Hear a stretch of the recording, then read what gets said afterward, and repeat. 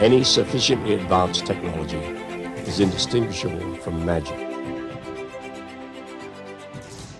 I have to ask these questions. I ask all my guests, from billionaires to Nobel Prize winners to the most popular scientists for very good reason on planet Earth, and that's you, Neil, who's influenced me. I do want to thank you sincerely. You have been a great influence on me, not just because you kept my kids busy for 12 hours at a time when they watch Cosmos, which is, every parent's dream to have a free babysitter in the form of Neil deGrasse Tyson.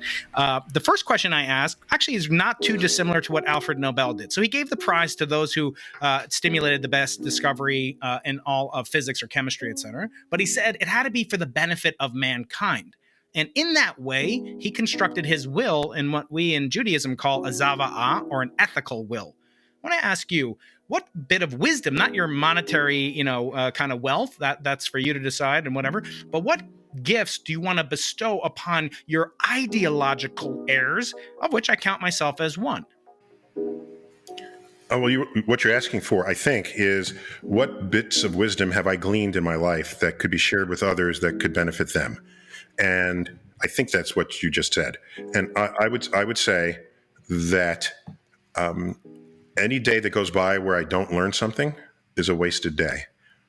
As I get older and I get a little more frail, and you get achy and you don't pop up in the morning, what's your return on that investment? Well, it better be because you keep learning. Okay. If your body starts becoming something else, your brain doesn't have to, as long as you stay brain healthy, right? So learn something new so that the accrued years mean something. So I try to every day come to some new point of knowledge, enlightenment, wisdom. And so that's my first advice. Second advice is, you want on your deathbed, I want on my deathbed to be assured that the world is slightly better off for you having lived in it. And that's it. That's what guides me. I don't need to be remembered. I don't care. No, it just doesn't matter. What matters is I have helped others lead scientifically enlightened lives. And I don't know anyone who would give that back once they achieve that. That's wonderful. Okay, the next one takes us farther into the future, and it's related to Sir Arthur C. Clarke. So I am the co-director of the Arthur C. Clarke Center for Human Imagination at UC San Diego. And Arthur C. Clarke, in 2001, A Space Odyssey, had these monoliths that were floating around. Nobody knew what they were, but they essentially are some sort of interstellar, intertemporal time capsule. And I want to know, if you had access to a billion-year time capsule, and this is a question I asked Ann Druyan, and she said I already did this on the Voyager Golden Disc, but if you had a billion-year guarantee that your time capsule is going to be found by some civilization, what would you put on it or in it? What would it be that maybe encapsulates everything that humanity has to kind of pat itself on the collective back for? I think our way that we now record history and keep records of what we do and what we say makes time capsules obsolete. There's nothing more boring than opening up a time capsule. In fact, most time capsules, their locations are forgotten. Go look this up. It's fascinating. I was in Flushing Park, where the Unisphere is, where the World's Fair was. There was a time capsule buried there back at the time with great celebration. People were proud of all the new technologies they were able to put in this time capsule, and it's long forgotten. I'm sitting on a park bench, and I look over my shoulder, and there's this stake in the ground, and it says time capsule. It's like overgrown. There's dog poop near it. Do you really care what they put in something long ago, given how we're now living? Do you really want to know how they dealt with tuberculosis? Do you really want to know how good the slave owners were? Are these things that are you really curious about? I hope there is nothing going on today that would have any relevance to anybody a billion years from now. Would you rather have one reader 100 years from now or 100 readers tomorrow? Basically, would you trade longevity of ideas for popular sales? Oh, I see what you're saying. I think we should live in the moment. So get the 100 readers now, and let someone else 100 years from now get 100 readers for what they did in 100 years. Again, I don't care if what I do lasts. It doesn't matter to me. Well, we live in the moment. You should celebrate the moment because we are prisoners of the present, forever transitioning from our inaccessible past to our unknowable future.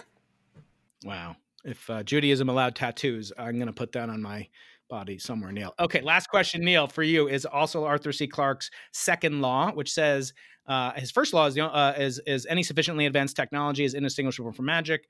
Second law, any expert is refuted by an equal and opposite expert. His third law is the only way of discovering the limits of the possible is to venture a little way past them into the impossible. And that's the origin of the name of this podcast. Neil, what piece of advice would you tell 20-year-old Neil Tyson? What would you tell him to give him the courage to go into the impossible as you have? No, I don't think about speaking to my younger self, because everything I learned as a younger self was through either hard knocks or one-on-one personal experience, and that's what shapes who you are. If you could just go back and give advice to everybody, well, where did that advice come from that you gleaned? It's because you lived through it. That's how it even became advice in the first place. Now you're going to go back and now you're going to prevent your younger self from living through it. Does that still count as life experience? I don't think so. And in fact, if you go back and tell yourself, don't go through that door because you'll stub your toe, and then you never go through the door, and then you don't stub your toe, you will not have had the advice to go back and tell yourself to not go through the door, because you would have not lived through the trauma to even make it advice in the first place. So this thing, let me go back and now, by the way, you don't want to make the same mistake twice. So maybe the advice is, whatever you do that was bad, don't do it twice. Okay? That's good advice for anything. But otherwise, all else is life experience. It's like the immigrant who comes with $20 in their pocket, and then they work hard and they try to get bread on their plate, and then they're starving half the time, and then they finally do, and then they go up and they own a business, and then they buy the business, and a series of business, and then they get married, and then they have kids, and then they say, I want to make sure my kids do not struggle the way I did. So the kids grow up, and then they're 20, and then they're deadbeats, and then you say, where did I go wrong? I gave my kids everything I didn't have. That's where you went wrong. You gave your kids everything you didn't have. So I'm not into this, let's get future advice to a younger person. I don't think that works. I think it's an overrated dimension of what it is to be alive. I actually quantified that once. I typed into Google Trends. I said, what are the most common words preceding the sentence that says it was the best thing that ever happened to me?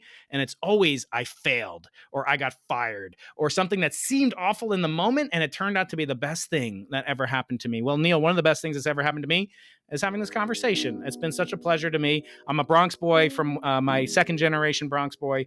I want to send you love from the West Coast, and I hope we meet in person someday. Excellent. We're in the Bronx. Did you hang out? My mom and father from the Mashalou Parkway, and my wife's parents are also from Gun Hill Road, that kind of area. Okay, cool. Bronx in the house. Okay. Thanks for having me. Any sufficiently advanced technology is indistinguishable from magic.